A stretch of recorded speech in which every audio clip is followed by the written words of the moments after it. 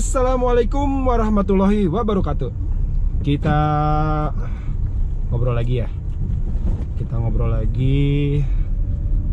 Gue kepikiran hari ini gue pingin sharing tentang pengalaman saat gue bekerja di media. Jadi bisa disebutkan bahwa dari awal karir gue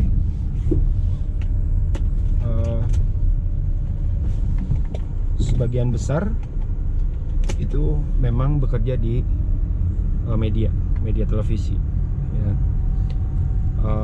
Gue pernah kerja di Telkom dulu setelah lulus kuliah. Terus gue pernah juga kerja di radio meskipun gak lama. Tapi sejak tahun 2001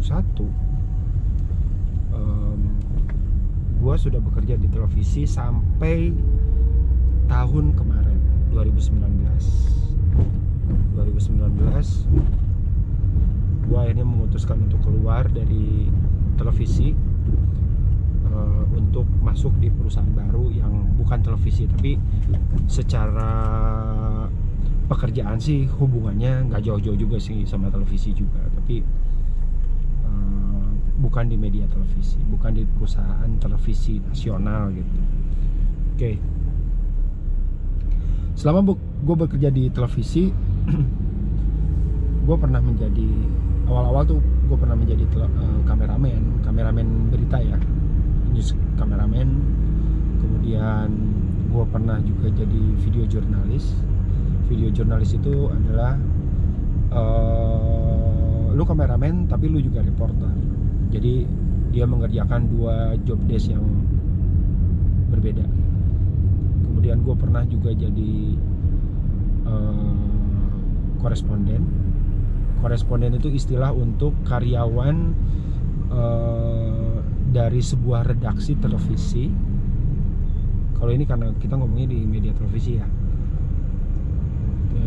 Koresponden di Bandung itu tahun 2003 sekitar berarti ya 17 tahun yang lalu. Kemudian gue pernah juga jadi kepala biro Jawa Barat yang membawahi beberapa koresponden dan beberapa kontributor. Lalu kemudian di 2006 gue ditarik lagi ke Jakarta untuk menjadi associate producer, Korda associate producer. Kemudian jadi produser, eksekutif produser, dan terakhir di tahun 2012 gue pindah ke NET sebagai kepala departemen, Vice President News Division. Oke. Dari semua perjalanan karir gue di televisi, gue lebih suka kalau gue disebut sebagai orang lapangan.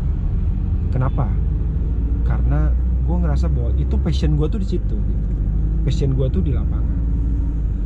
Jadi pengalaman gue liputan ke lapangan itu jauh lebih berkesan ketimbang gue sebagai pekerja kantoran. Gitu ya.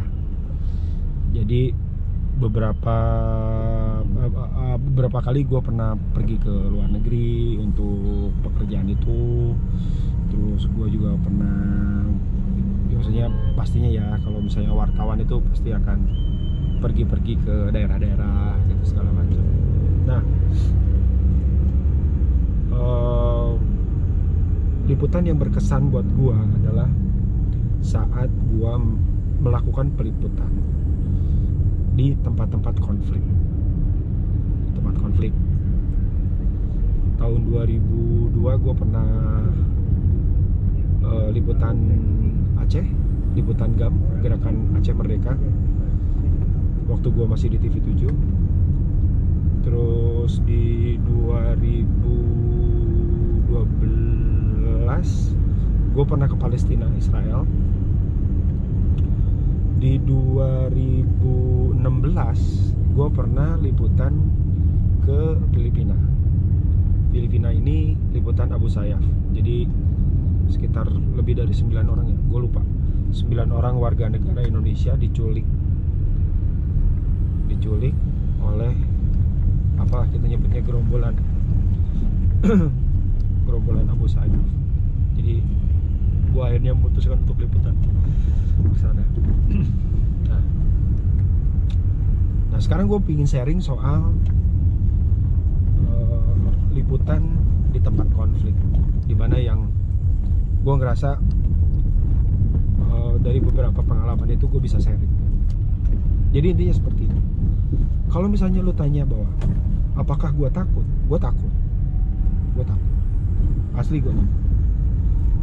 Tapi lalu kenapa takut kok pergi? Gue menyukai sesuatu yang berbau adrenalin. Jadi gue ngerasa bahwa liputan seperti itu membuat adrenalin gue keluar. Keren, gue ngerasa keren gitu. Liputan seperti itu keren. Ketiganya ya mungkin keluarga juga ngedukung ya, jadi tidak ada hambatan, ya gue udah jalan. Jadi hal pertama yang harus diperhatikan pada saat melakukan peliputan seperti itu adalah, yang pasti adalah kita harus hati-hati. Jangan sembrono, semuanya harus dengan penuh perhitungan, karena ini berhubungan dengan keselamatan kita sendiri gitu. Jadi istilahnya kan tidak ada berita yang senilai dengan nyawa manusia. Jadi jangan pernah tidak hati-hati atau sembrono pada saat kita liputan di tempat-tempat yang cukup berbahaya. Itu hati-hati. Yang kedua, usahakan kita selalu dekat, atau maksudnya jangan sendirian lah di situ. Lu harus punya kontak khusus orang-orang lokal.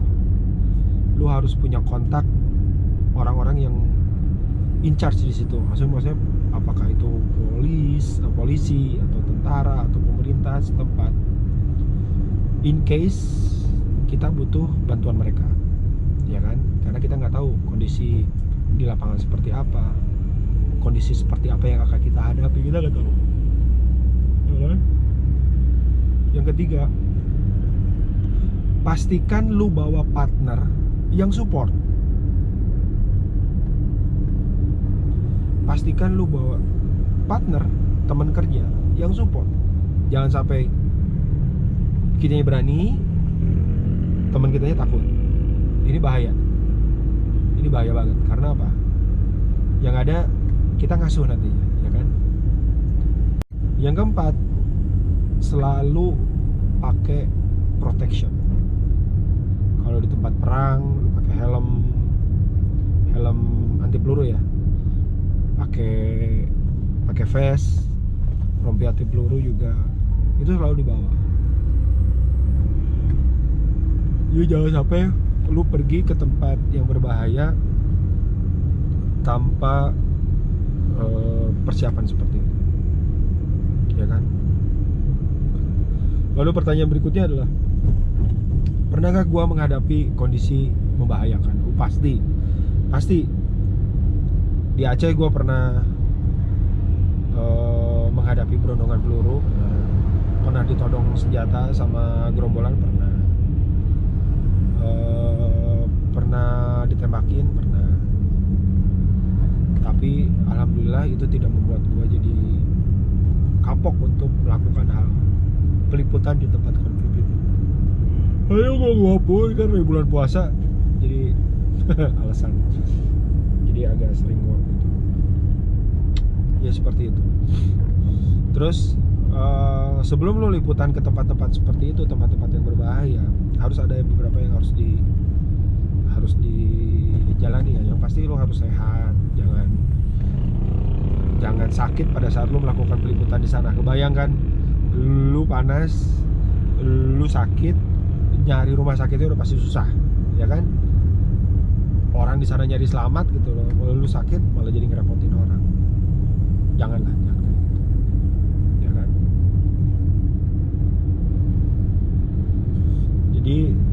itu hal-hal yang menurut gue harus diperhatikan sebelum lu pergi ke tempat konflik untuk peliputan. Dan satu yang harus benar-benar digarisbawahi adalah lu jangan pernah panik. Jangan pernah panik. Pada saat lu panik, pikiran logis lu bakal hilang, ya kan? Keselamatan lu justru bakal terancam pada saat lu panik.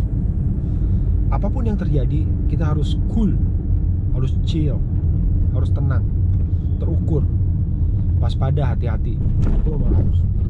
Jadi meskipun lu dalam keadaan kepepet, terdesak, terancam, lu harus tetap bisa berpikir secara logis, secara secara sense lu jalan gitu. Ya, itu dulu sharing kita. Nanti kita sering-sering lagi soal liputan-liputan yang pernah gua lakukan selama karir gua bekerja di media. Oke? Assalamualaikum.